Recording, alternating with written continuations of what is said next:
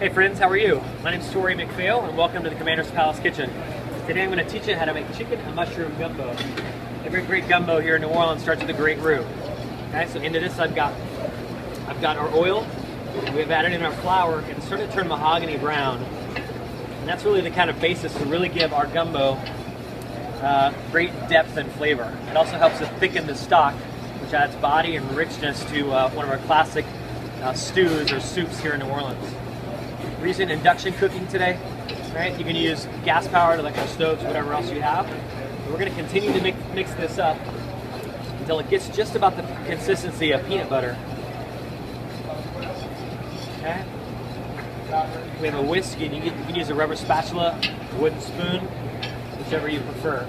But it's almost there, and it really starts to take on a beautiful, fresh, nutty flavor. And that's kind of the hallmark of really good Louisiana cooking. It's all about flavor, it's all about spice, it's all about seasoning, which we'll talk about here a little bit more. Yeah. Go. All right, so our roux looks nice and mahogany brown. It's just about the color of peanut butter. Okay, into this, I'm going to add what we call the trinity. That's onion, celery, and green bell pepper. We add garlic to it. That's called the holy trinity. So what we want to do is we're going to add our garlic first. And once the roux is cooking, certainly keep stirring that so that oil and flour doesn't burn. Okay. Into this, we're going to add all that garlic. We're going to add 5 bay leaves. And we want to release the essential oils in all these to help flavor the roux and flavor the pot before the rest of the ingredients go in. Okay. It smells beautiful, nice and fresh and nutty brown. It's going to be a fantastic gumbo. Okay, once our garlic is in, we're going to try to toast this until, again, it gets golden brown also. We now add the rest of our trinity. So this is onion, celery, green bell pepper. This is 2 parts onion, 1 part green bell pepper, 1 part celery. We're going to mix this up. The point of this is we're actually going to start to develop the foundation of our dish right in the same pot. Okay? Gumbo originally was kind of like peasant food. You know, the folks out in the Cajun country and all that, they didn't have a lot of money, so it was really just one pot cooking, and that's kind of it. Okay, so we're going to keep this on high. We're going to add even more celery and onion, being sure to mix it as we go.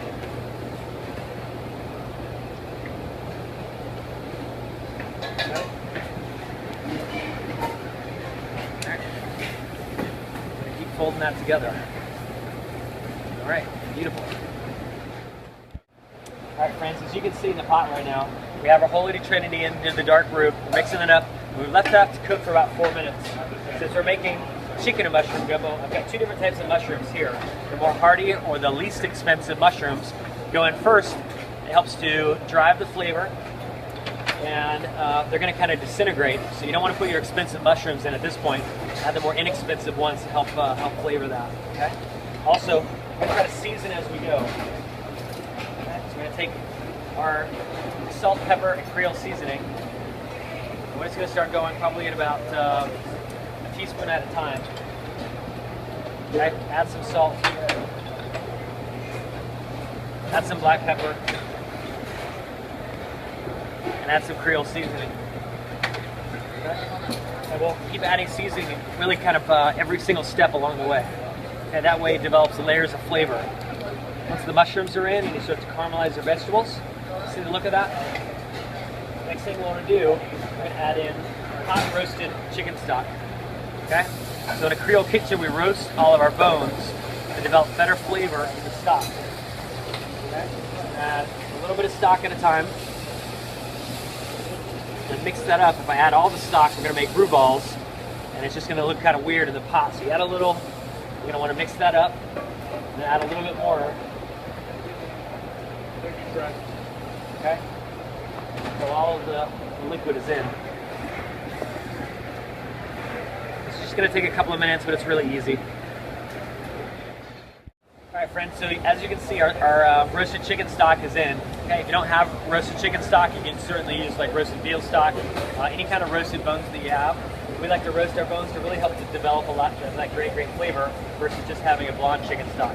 As you can see the consistency, it's a little looser now than what we actually want our final product. And the reason we do that is so that the fat comes back out of it and it's a lot easier to skim. It's at the correct gumbo consistency the entire time. As it reduces, it gets even thicker and it won't release the fats. Gumbo itself is very healthy for you.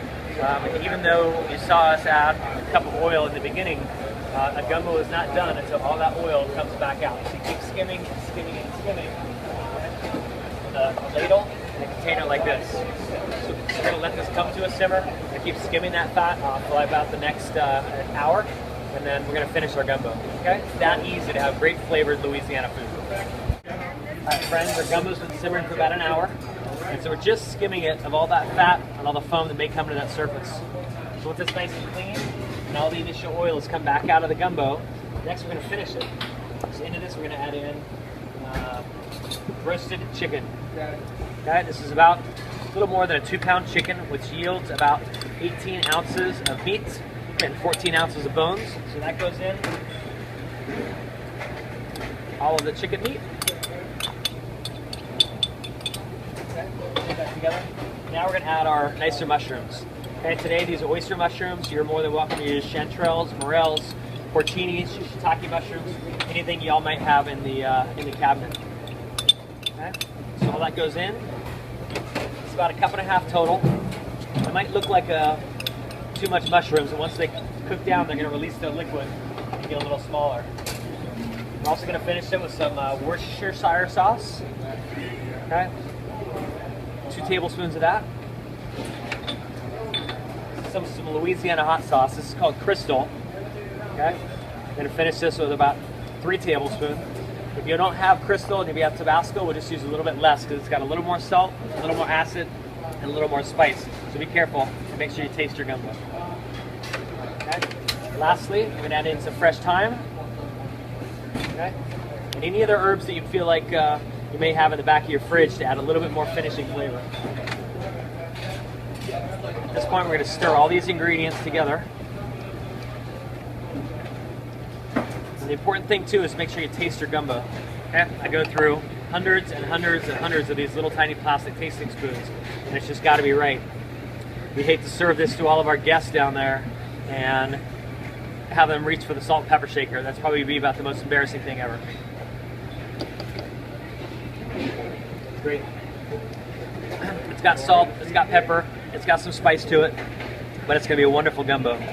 We'll let this simmer for just 1 or 2 more minutes, and that's it. Okay? It's that easy to make great roasted chicken and breast mushroom gumbo. We'll see you next time in the Commander's Kitchen.